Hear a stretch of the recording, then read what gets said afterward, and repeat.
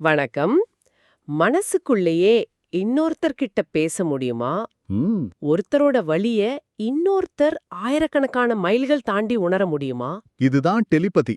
ஆமா. இது நிஜமா இல்ல நாம பாக்குற சினிமா மாதிரி வெறும் கற்பனையா?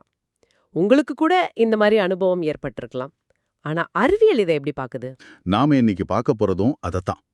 நீங்க பகிர்ந்துகிட்ட அந்த நேக்கட் சயின்ஸ் ஆவணப்படத்தோட குறிப்புகளை வச்சு டெலிபதியோட மறுபக்கத்தை நாம விரிவாகவும் சுவாரஸ்யமாகவும் அலச போறோம். ஓ, சூப்பர். இதுல இரட்டையர்களோட நம்ப முடியாத கதைகள் இருக்கு, அமெரிக்க அரசாங்கத்தோட ரகசிய உளவு திட்டம் இருக்கு, அப்புறம் விஞ்ஞானிகளோட ஆய்வக முடிவுகளும் இருக்கு. அப்போ இந்த ஆதாரங்கள் எல்லாம் உண்மையிலே எதை நோக்கி கைகாட்டுதுன்னா பார்க்கலாம். ஆமா, கேட்கவே ரொம்ப சுவாரஸ்யமா இருக்கு. சரி, எங்க இருந்து ஆரம்பிக்கலாம்? ரொம்ப தனிப்பட்ட மனதை தொடுற அனுபவங்கள்ல இருந்து ஆரம்பிக்கலாம். இரட்டையர்களோட கதைகள். அதேதான். எனக்கு ரொம்ப ஆச்சரியமா இருந்த ஒரு கதை லீசா டெபிகான் சகோதரிகளோடது. ஆ, ஆஸ்திரேலியா நியூயார்க் கதை தானே? ஆமா, ஆஸ்திரேலியாவுல லீசாவுக்கு ஒரு பெரிய கார் விபத்து நடக்குது. ஆனா அதே நேரத்துல கிட்டத்தட்ட 10,000 மைல் தூரத்துல இருக்கிற நியூயார்க்ல இருக்கிற அவங்களோட இரட்டை சகோதரி டெபி. திடீர்னு தாங்க முடியாத வலி வருது. ஆமா, இதுல ஆச்சரியமான விஷயம் என்னன்னா, டெபிக்கு அந்த வலி வந்த உடனே தன்னோட சகோதரிக்கு ஏதோ பெரிய ஆபத்துன்னு அவங்களோட உள்ளுணர்வு சொல்லிருக்கு. அதாவது விபத்து நியூஸ் வர்றதுக்கு முன்னாடியேவா? ஆமா, செய்தி அதிகாரப்பூர்வமா வரதுக்கு முன்னாடியே டெபி பதட்டமாகி ஆஸ்திரேலியாவுல இருக்கிற லிசாவோட நண்பர்களுக்கு ஃபோன் பண்ண ஆரம்பிச்சிட்டாங்க. அவங்க என்ன சொன்னாங்க? அவங்க சொல்றாங்க, அது என்னோட வலி இல்ல, அது அவளோட வலி அப்படின்னு. ஒரு நிமிஷம். 10,000 மைல் தூரத்துல இருக்கிற ஒருத்தரோட வலி இங்க இவங்களுக்கு எப்படி உணர முடியும்? இது நம்புற மாதிரியே இல்லையே. உணர்வு பூர்வமா இது நம்மள ஈர்க்குது, நிஜம்தான். ஆனா இதுக்கு ஏதாவது அறிவியல் விளக்கம் இருக்கா? அங்கதான் சிக்கலே வருது. அறிவியல் பார்வையில இதை நிரூபிக்கிறதுல பெரிய சிக்கல் இருக்கு. நேரத்தையா சொல்றீங்க? ஆமா, டெபிக்கு வலி வந்த சரியான நேரத்தையும் லிசாவுக்கு விபத்து நடந்த நேரத்தையும் எப்படி துல்லியமா ஒப்பிட முடியும்? சில நொடிகள் இல்ல நிமிடங்கள் வித்தியாசம் இருக்கலாம். நிச்சயமா. இதுதான் தனிப்பட்ட அனுபவத்துக்கும் ஒரு கட்டுப்பாடான அறிவியல் சான்றுக்கும் இருக்கிற பெரிய இடைவெளி. நீங்க சொல்றது புரியுது. ஆனா அந்த அனுபவத்தை வாழ்ந்தவங்களுக்கு அது வெறும் தற்செயல்னு ஏத்துக்கிறது ரொம்ப கஷ்டமா இருக்கும் இல்லையா? கண்டிப்பா. இது மாதிரி நிறைய இரட்டையர்கள் சொல்றாங்களே, பரீட்சையில ஒரே மாதிரி மார்க் வாங்குறது, ஒரே ராத்திரியில ஒரே மாதிரி கனவு காண்றது. ஆமா, ஒருத்தருக்கு எலும்பு முறிஞ்சா இன்னொருத்தருக்கு அதே இடத்துல வலிக்கிறதுன்னு, இதெல்லாம் எப்படி தற்செயலா இருக்க முடியும்? இருக்கலாம். இதுக்கு மாற்று விளக்கங்களும் இருக்கு. அதாவது ஒரே மாதிரி வளர்ப்பு முறையா? அதுவும் ஒரு காரணம். ஒரே மரபணு அமைப்பு, ஒரே மாதிரி வளர்ப்பு, இதனால அவங்களோட சிந்தனை முறைகளும் கிட்டத்தட்ட ஒரே மாதிரி இருக்கலாம். ஓ, அதனால ஒரே மாதிரி உணர்றாங்களா? ஆமா, அவங்க ஒரே மாதிரி யோசிச்சு ஒரே மாதிரி உணர்றதுக்கு வாய்ப்பு அதிகம். அறிவியல் இதை ஒரு சாத்தியமா பார்க்குதே தவிர உறுதியான ஆதாரமா ஏத்துக்காது. அதை விட உறுதியான சோதிச்சு பார்க்கக்கூடிய ஆதாரம் தேவைப்படுது. மிக சரியா சொன்னீங்க. அப்போ இத ஒரு சோதனை களத்துக்கு எடுத்துட்டு போனா என்ன ஆகும்? அண்ணா பவல்ஸ் என்பவரோட இரட்டை குழந்தைகளான ரிச்சர்ட் டேமியன் கதையில ஒரு சோதனை செஞ்சு பார்த்திருக்காங்க இல்லையா? ஆமா, அவங்க அம்மா ஒரு விஷயம் நம்புறாங்க. டேமியனுக்கு சின்ன வயசுல மூச்சு திணறல் ஏற்பட்டப்போ இன்னொரு அறையில இருந்த ரிச்சர்ட் காரணமே இல்லாம அழுதுருக்கான். ஆமா, அந்த அழுகையால தான் டேமியனோட உயிரை காப்பாத்த முடிஞ்சதுன்னு அவங்க அம்மா நம்புறாங்க. அதே மாதிரி ஒரு பையனுக்கு முட்டியில தொற்று வந்தப்போ இன்னொரு பையனுக்கு முட்டி வலிச்சிருக்கு. இந்த தொடர்பு ஆராயத்தான் அந்த பாலிகிராஃப் சோதனையை நடத்துனாங்க. ஆமா, டேமியனை தனியா ஒரு அறையில உட்கார வச்சு திடீர்னு சில விஷயங்களுக்கு உள்ளாக்குறாங்க. அதிர்ச்சி கொடுக்கிற மாதிரி. ஆமா, சத்தமா தட்டுகள் உடையற சத்தம், ஐஸ் தண்ணியில கைய வைக்கிறது, திடீர்னு ஒரு பலூனை வடிக்கிறதுன்னு அவனை அதிர்ச்சிக்குள்ளாக்குறாங்க. இங்கேதான் விஷயமே இருக்கு.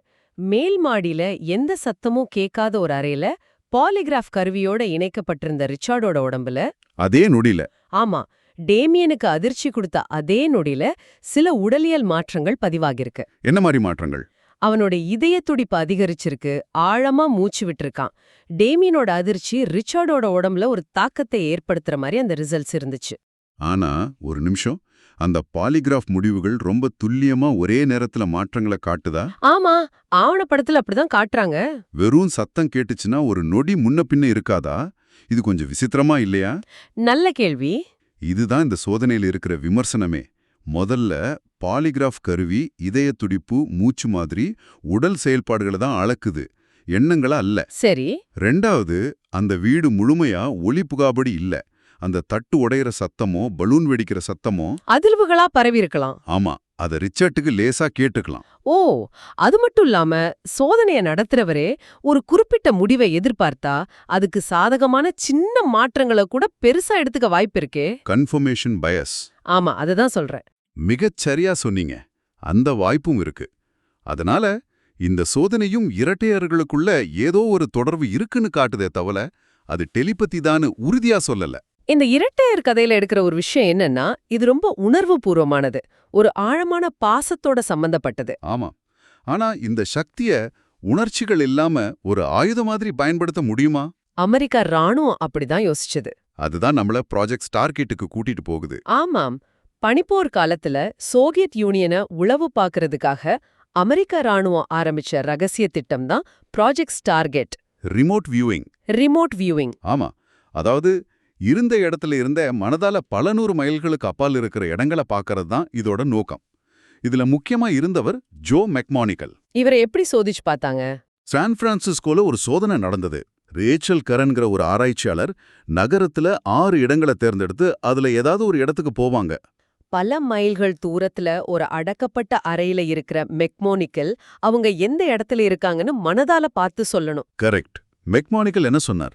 அவர் கண்களை மூடிட்டு விவரிக்க ஆரம்பிக்கிறார்.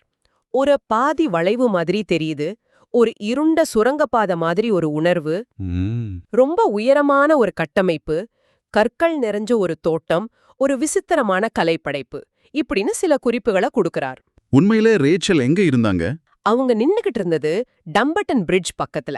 பாலம் பக்கத்துலயா? ஆமா. மெக்மானிக்கல் சொல்றார், நான் பாலத்துக்கு போற வழியில இருந்த சுரங்கப்பாதையையும் பாலத்தோட உயரமான அமைப்பையும் சரியா கணிச்சிட்டேன்னு. ஒரு நிமிஷம். அவர் பாலம்னு ஒரு வார்த்தை கூட சொல்லலையே. இல்ல, சொல்லல. உயரமான கட்டமைப்பு, வளைவு, இதெல்லாம் ரொம்ப பொதுவான வார்த்தைகள். இது பதிலா பார்த்துட்டு அதுக்கேத்த மாதிரி கேள்வியை உருவாக்குற மாதிரி இல்லையா? அருமையான ஒப்பீடு. அதாவது ரிசல்ட் வந்த பிறகு அதுக்கேத்த மாதிரி தன்னோட விளக்கங்களா பொருத்தி பார்க்கறது. இதுக்கு பேரு தான் பின் பொருத்தம், ரெட்ரோஃபிட்டிங். இதுதான் ரிமோட் வியூவிங் மேல இருக்கிற மிகப்பெரிய விமர்சனம். ஓஹோ. மெக்மானிகளோட விளக்கங்கள் எத்தனைக்கு பொதுவானதா இருக்கு, அதை சான் பிரான்சிஸ்கோல பாதி இடங்களுக்கு பொருத்தலாம். அப்படியா? இருந்தாலும் மெக்மானிகள் சில பெரிய வெற்றிகள் அடைஞ்சதா சொல்றார். கஜகிஸ்தான்ல ஒரு பெரிய கிரேன் இருந்ததையும், சோவியத் யூனியன் ரகசியமா கட்டின டைஃபூன் கிளாஸ்ங்கிற உலகின் மிகப்பெரிய நீர்மூழ்கி கப்பல் இருந்த இடத்தையும் சரியா கணிச்சதா சொல்றாரா? ஆமா. இதுக்காக அமெரிக்க ராணுவத்தோட உயரிய விருதான லீஜியன் ஆஃப் மெரிட் கிடைச்சதாகவும் அவர் குறிப்பிடுகிறார். இப்போ இதுவும் தோல்வியா? இங்கேயும் பாருங்க, தனிப்பட்ட வெற்றி கோரல்களுக்கும் அதிகாரப்பூர்வ மதிப்பீட்டுக்கும் நடுவுல ஒரு பெரிய இடைவெளி இருக்கு. அப்போ இரட்டையர்களின் கதையாக இருந்தாலும் சரி, அரசாங்கத்தின் ரகசிய திட்டமாக இருந்தாலும் சரி, இரண்டிலுமே ஒரு பொதுவான விஷயம் இருக்கு. என்னது? அதாவது ஒரு உறுதியான முடிவு கிடைக்கும்னு நாம எதிர்பார்க்கிறோம், ஆனா கிடைக்கிறது என்னவோ தெளிவற்ற விளக்கங்கள் தான். ஆமா. இதுதான் இந்த விஷயத்தையே இவ்ளோ சுவாரஸ்யமாக்குது. சரி, தனிப்பட்ட அனுபவங்களும் ராணுவ திட்டங்களும் தெளிவா இல்ல. ஆய்வகங்கள்ல செஞ்ச சோதனைகள்லயாவது ஏதாவது உறுதியான ஆதாரம் கிடைச்சதா?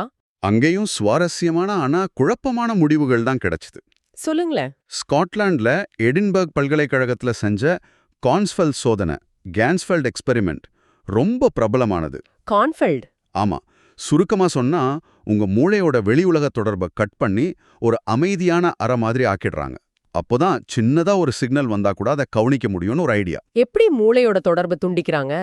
சோதனையில பங்கெடுக்கிற பெறுநர் கண்களுக்கு முன்னாடி ஒரு சிவப்பு ஒளி, காதுகள்ல வெள்ளை இரைச்சல், ஒரு விதமான சத்தம். இது அவங்கள ஒரு அரை தியான நிலைக்கு கொண்டு போயிடும். ஓகே. இப்போ இன்னொரு அறையில இருக்கிற அனுப்புனர் ஒரு வீடியோ கிளிப்பை பார்த்து அதுல வர்ற காட்சிகளை மனதாலே இவருக்கு அனுப்ப முயற்சிப்பார். இதுல என்ன ஆச்சரியம் இருக்கு? இங்கதான் ஒரு திருப்பம் இருக்கு. பெறுநர் அந்த வீடியோ பத்தி சொல்ற விளக்கங்கள் சரியா இருக்கும்போது, ஆமா, அனுப்புனர் மனசுக்குள்ளேயே ஆமா சரின்னு ஒரு நேர்மறையான எண்ணத்தை அனுப்புறாரு. அதுக்கு என்ன ஆகுது? ஆச்சரியமா, அந்த சரியான தருணங்கள்ல பெறுநரோட சருமத்துல மின் கடத்துத்திறன் லேசா அதிகரிக்குது. அப்படியா?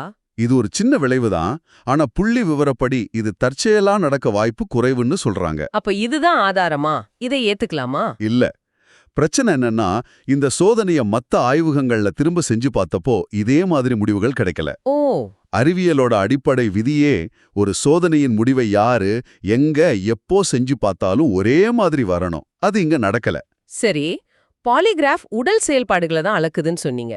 அப்போ மூளையோட செயல்பாட்டை நேரடியா அளக்குற EEG மாதிரி கருவிகளை வச்சு பார்த்தா என்ன ஆகும்? அங்கேயாவது ஏதாவது ஆதாரம் கிடைச்சதா? ஆமா. அது இன்னும் ஆழமான புதிருக்கு நம்மளை கூட்டிட்டு போகுது. பாஸ்டியர் பல்கலைக்கழகத்துல ஒரு தாய்க்கும் மகளுக்கும் EEG கருவிகளை பொருத்தி தனித்தனி அறைகள்ல உட்கார வைக்கிறாங்க. ம். தாயோட கண்களுக்கு முன்னாடி திடீர்னு மாறுற ஒரு செக்கர் போர்டு வடிவத்தை காட்டுறாங்க. இதுல நம்ப முடியாத விஷயம் என்னன்னா, என்ன? தாயோட மூளை அந்த வடிவத்தை பார்த்து ஆக்ட் பண்ணிச்ச சரியாக 100 மில்லி வினாடிகளுக்கு பிறகு எந்த தொடர்பும் இல்லாத இன்னொரு அறையில இருக்கிற மகளோட மூளையில, அவங்க மூளையிலயா? ஆமா, பார்வை சம்பந்தப்பட்ட பகுதியில விஷுவல் கார்டெக்ஸ்ல ஒரு சின்ன செயல்பாடு பதிவாகுது. ஒரு நிமிஷம், மகளுக்கு அந்த செக்கர் போர்டு காட்டப்படவே இல்லையே. இல்ல, அப்புறம் எப்படி அவங்க மூளையோட பார்வை மையத்துல ஒரு செயல்பாடு நடக்கும்? இது எப்படி சாத்தியம்? அதுதான் ஆராய்ச்சியாளர்களுக்கே புரியாத புதிரா இருக்கு. அவங்க என்ன சொல்றாங்க? இது டெலிபத்தின்னு அவங்க அடிச்சு சொல்லல, ஆனா இது ஏன் நடக்குதுன்னு அவங்களால விளக்கமும் கொடுக்க முடியல. அப்போ இது ஒரு விளக்க முடியாத நிகழ்வுன்னு தான் குறிப்பிடுறாங்க. இதுதான் அறிவியலோட விளிம்புல நிக்கிற ஒரு சுவாரஸ்யமான புள்ளி. ஒரு நிகழ்வு நடக்குது, ஆனா அது ஏன் எப்படி நடக்குதுன்னு தெரியல. அப்பா, நாம இப்ப பார்த்தது எல்லாமே ஒரு மாதிரி தான் இருக்கு. நம்ப வைக்கிற மாதிரி இரட்டையர்களோட கதைகள். ஆனா அதுல அறிவியல் பூர்வமான ஓட்டைகள் இருக்கு. அரசாங்கத்தோட பெரிய திட்டம். ஆனா கடைசியில பயனில்லைன்னு முடிச்சுட்டாங்க. ஆய்வக சோதனைகள்ல ஏதோ சிக்குது. ஆனா அது உறுதியா நிரூபிக்க முடியல. ஆதாரம் சிதறி முரண்பாடா இருக்கு. இத ஒட்டுமொத்தமா பார்க்கும்போது டெலிபதியை நிரூபிக்க உறுதியான, மீண்டும் மீண்டும் சோதித்து நிரூபிக்கப்பட்ட தரவுகள் இதுவரை இல்ல. மிக முக்கியமா, ஒருவேளை டெலிபதி உண்மையா இருந்தா கூட அது எப்படி வேலை செய்யுது, எந்த ஆற்றல் மனசுல இருந்து மனசுக்கு பயணிக்குது, இதுக்கு எந்த ஒரு நம்பகமான அறிவியல் மாடலும் இல்ல. அதனாலதான் அறிவியல் சமூகம் இதை இன்னும் ஏத்துக்காம சந்தேக கண்ணோட்டத்தோடயே பாக்குது. அதேதான்.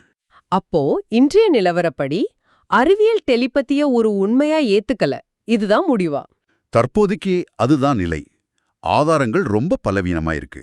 பெரும்பாலான நிகழ்வுகளை தற்செயல், உளவியல் காரணங்கள் அல்லது நாம பார்த்த மாதிரி சோதனைகள்ல இருக்கிற குறைபாடுகள் மூலமா விளக்கிட முடியுது. இந்த எல்லா ஆதாரங்களையும் பார்க்கும்போது டெலிபதி என்பது அறிவியல் நிரூபிக்கத் தவறிய ஒரு உண்மையா அல்லது மனித மனம் நம்ப விரும்பும் ஒரு அழகான கற்பனையாங்கிற கேள்விதான் மிஞ்சுது. ஆமா, இந்த ஆவணப்படமே நமக்கு கொடுக்கிற முக்கியமான பாடம் அதுதான் நினைக்கிறேன். சரி, இந்த ஆதாரங்களை எல்லாம் பார்த்த பிறகு உங்களுக்குள்ள ஒரு கேள்வி எழலாம். அறிவியல் விளக்க முடியாததால் மட்டும் ஒரு அனுபவம் பொய்யாகிவிடுமா? அல்லது நம் மூளையின் திறன்களைப் பற்றி நாம் இன்னும் அறியாத ஒரு பெரிய உலகம் இருக்கிறதா? இது பற்றி நீங்க என்ன நினைக்கிறீங்கன்னு யோசித்து பாருங்க.